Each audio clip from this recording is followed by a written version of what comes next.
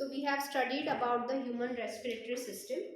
Let us talk about events of respiration. First of all, can you tell me what do you mean by respiration? Step of process in which gases exchange takes place to form energy in form of ATP. Correct. It is a stepwise process where the assimilated food is converted into energy in the form of ATP, either in the presence of oxygen or in the absence of oxygen. When it is in the presence of oxygen, we call it as aerobic respiration. And basically, as we are studying the human physiology in this chapter, means we are going to study which type of respiration? Aerobic. So, oxidation of the assimilated food to release energy in the form of ATP is called respiration. So, it's not a one-step process. It is a stepwise process. So, what is the first event, the first step of respiration? Breathing. Correct.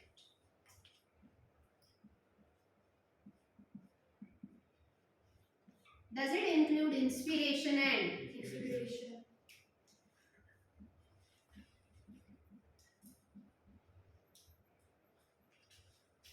Second step. External respiration. Correct. External respiration. What do you mean by that?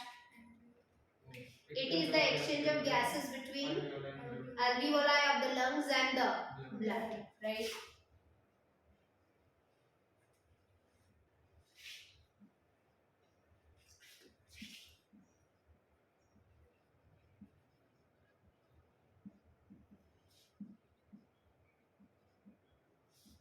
Internal respiration. Is it directly or first transportation of gases? Yes. From the alveoli, the blood takes oxygen and then goes to the tissues for internal respiration. Are you understanding? At the same time, from the tissues, the blood brings carbon dioxide and gives it to the alveoli. Are you understanding? So external and internal respiration के बीच में somewhere is it the mediator process, transport of gases.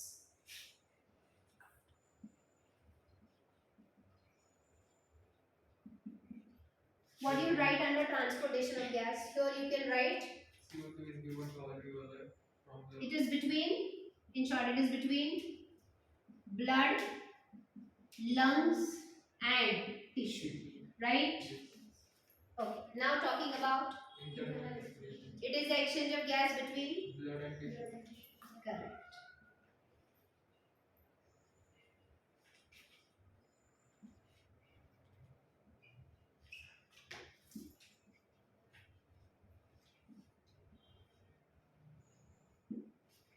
Then last, Cellular respiration.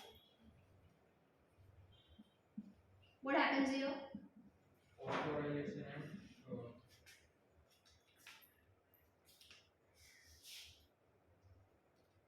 पहले phosphorylation होता है कि पहले oxidation होता oxidation है? and phosphorylation. Right? तो cellular respiration में पहले glucose gets oxidized in stepwise manner to produce NADH2 and FADH2 and finally then electron transport system to produce ATP, right? So in cellular respiration,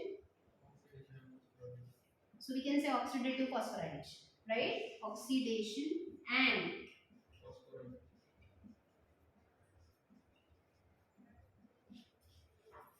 so breathing can also be called as pulmonary respiration. What it is also called as? Or you can call it as pulmonary ventilation, right? Yes.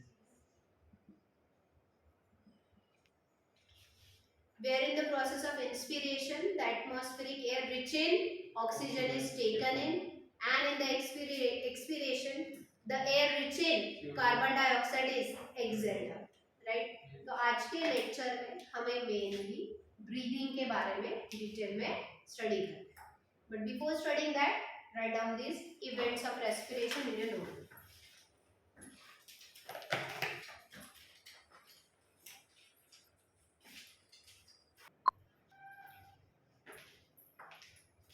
So students, out of the 5 events of respiration, let us start with the first event of the respiration, that is breathing.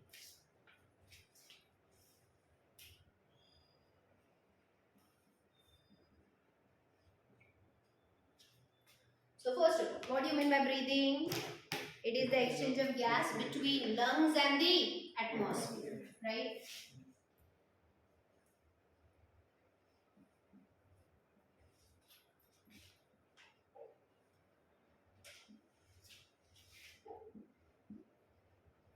But for this exchange of gases, what do we need mainly? Do we need a pressure gradient? Yes. Difference in the pressure of these gases. Which two gases? Okay. Oxygen and carbon dioxide, right? So for the exchange of gases, we need to create pressure gradient, and this pressure gradient is created due to some muscles. जैसे कि when we talk about, there are two processes involved in breathing. Yes, inspiration, which we also call as inhalation, and which we call exhalation, right? To create a pressure gradient, the volume of the thoracic cavity needs to be changed, correct?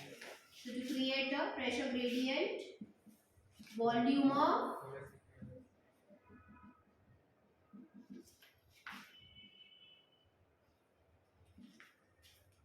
so सबसे पहला मैंने ये homework दिया था previous lecture में, thoracic cavity is made up of dorsally by vertebral column, ventrally by sternum, laterally by and downwards by diaphragm.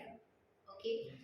Now, when we talk about inspiration or inhalation, what events occur here? सबसे पहला end में लिखेंगे. The diaphragm contracts. Diaphragm is what? Is it a dome-shaped muscle? Yes. When it contracts, does it become flattened? Yes. So,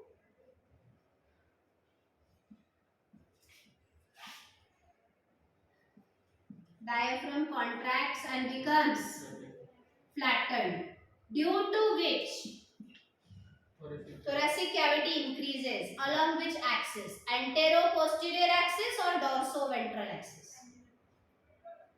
Antero-posterior axis or dorso-ventral axis? अरे dorso-ventral मतलब मागून पुढे. Antero-posterior म्हणजे वरून खाली. डायफ्राम खाली गेला ना, मग कुठल्या ऍक्सिसला? ये अच्छे से समझ लो. Okay, so thoracic cavity increases at AP axis, antero posterior axis. समझ में आया? Okay. Then along with the diaphragm there are two more muscles which connects ribs to each other. You know, internal and external intercostal muscles. So here external intercostal muscles, are they attached to ribs? Also contracts and pulls ribs and sternum. Correct. Upward and outward. तो imagine करो ribs है, intercostal muscles contract हुए तो ribs outward and upward गए. So on which axis the thoracic cavity increases now? Antero-posterior or dorso-ventral? So that causes thoracic cavity increases at dorso-ventral axis. समझ में आया? Due to these events, due to the contraction of the diaphragm and the contraction of the external intercostal muscles, the total volume of the thoracic cavity increases. so the lungs will expand, so intrapulmonic pressure will, as the lungs will increase in the size, the internal pressure will decrease. समझ में आया events क्या क्या लिखना है? So what should I write next? तो इन सब की वजह से क्या होता है? सबसे पहला वॉल्यूम ऑफ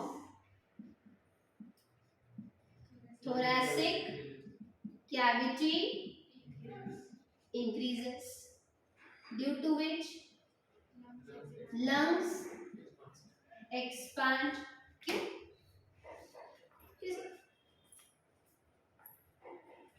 thoracic cavity में lungs है ना, thoracic cavity increase हो रही तो lungs कैसे expand हो? Did we study that lungs are protected by the double layered membrane that is pleura? What is the outer pleura is called? Is it attached to the thoracic cavity? So when the thoracic cavity is expanding, the outer pleura gets pulled. The outer pleura is in contact with visceral pleura due to the film of the fluid. So visceral pleura also gets pulled, and ultimately the lungs get expanded. समझ में आया? Okay. So when the thoracic cavity, the volume of thoracic cavity increases, the parietal pleura along with the visceral pleura gets pulled outward and the lungs expand. In it up. And once the lungs expand, intrapulmonary cavity increases and the pressure decreases. समझ में आया? Right. In comparison with atmospheric pressure, the intrapulmonary pressure is now less. This is called negative pressure gradient. What is called? Negative pressure gradient.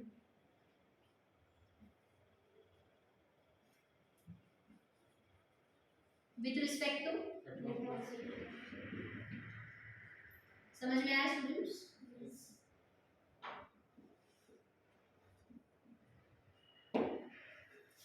And this negative pressure gradient causes the atmospheric air to flow into the lungs. समझ में आया? That is inspiration of inhalation. यहाँ पे क्या करना है? Only one thing we need to add here. As you see, the inspiration is because of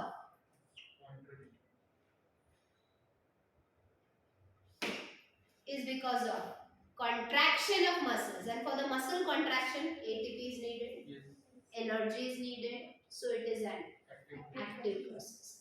तब and में यहाँ पे लिखेंगे as inspiration takes place due to contraction of muscles which needs ATP energy, so it is an active process. समझ में आया? When we talk about expiration or exhalation, it is a recoiling process. What? It is a natural tendency of every elastic membrane to get recoiled after stretching. Diaphragm and external intercostal muscles gets contract means what? They get stretched. So naturally, as per the tendency, they get recoiled. So for recoiling, we don't need any ATP or energy. So it is a passive process. समझ में आया? तो यहाँ पे add हमें करना है. It takes place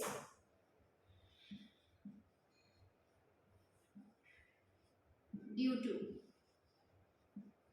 elastic recoiling of contracted muscles. Which are those contracted muscles?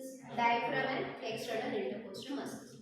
But students, ये भले ही natural tendency, but ये naturally होता क्यों है? उसके पीछे भी तो कुछ factor होगा ना, right? Those two factors are recoil elastic fibers of these muscles. ये जो muscles है, muscle fibers, they are made up of elastic tissues. What they are made up of? So these elastic muscle fibers gets recoiled. The first reason. Second reason is inward pull of surface tension of the alveolar fluid. You know, lungs expand हो, क्या हो गए? तो अंदर के alveoli भी expand हो गए, लेकिन उनके अंदर भी alveolar fluid होता है, वो fluid वापस उस एक्सपांडेड सेक्स को इनवर्ड पुल करेगा। Are you understanding? समझ में आया? So though it is a natural tendency, it is run by two forces. Which are those two forces for the elastic recoiling? पहला elastic recoiling of the fibers, and second inward pull of the surface tension of alveolar fluid. समझे? Simple आहे. तुम्हाला second वाला try करून बघायचं असेल तर करू शकता. छोटासा बलून घ्यायचा, त्यामध्ये थोडंसं वॉटर फिल करायचं आणि तो बलून तुम्ही बाहेरून ओढा. थोडंसं वॉटर फिल करा, फुल नाही. Okay. And when you pull that balloon from outside, again you just leave it from inside, ते आतला fluid त्याला आत pull करतो. Are you understanding? Okay. So any doubt? So this is an active process, this is a passive. But when we talk about forceful expiration, we need a contraction of some additional muscles.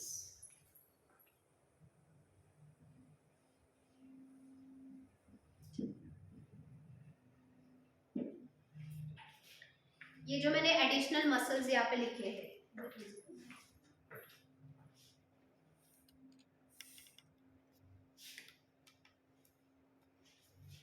ये जो मैंने additional muscles यहाँ पे लिखे हुए हैं, x means expiration के लिए यूज होते हैं, and this is for forceful process. Okay, which process?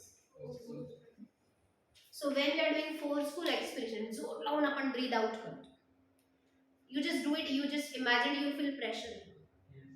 So which muscles those are?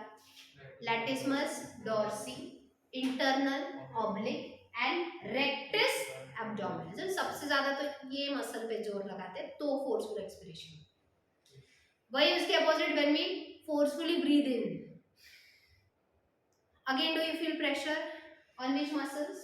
Sternocleidomastoid muscles. Sternocleidomastoid अशी obliquely जाते. Okay, when you forcefully do you feel pressure in your sternocleidomastoid muscle? Okay, and second is pectoralis minor, chest muscle. So forceful inspiration as well as forceful expiration involves some contraction of additional muscles. So both are active processes, क्योंकि यहाँ पे ये दोनों type के muscles क्या हो रहे हैं? कॉन्ट्रैक्ट हो रहे हैं. So forceful expiration is an active process. Normal expiration is not active process, which is a passive process. समझ में आया? Any doubt?